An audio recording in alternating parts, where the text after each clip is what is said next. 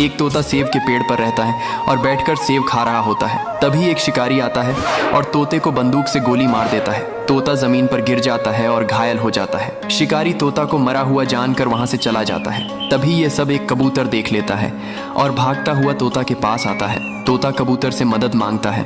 कबूतर तोता को उठाकर एक सुरक्षित जगह ले आता है और तोता के शरीर से बुलेट को निकालता है और दबा लगाकर पट्टी कर देता है। कुछ दिनों में तोता ठीक हो जाता है, लेकिन कबूतर रोने लगता है। फिर लाइक सब्सक्राइब नहीं किया।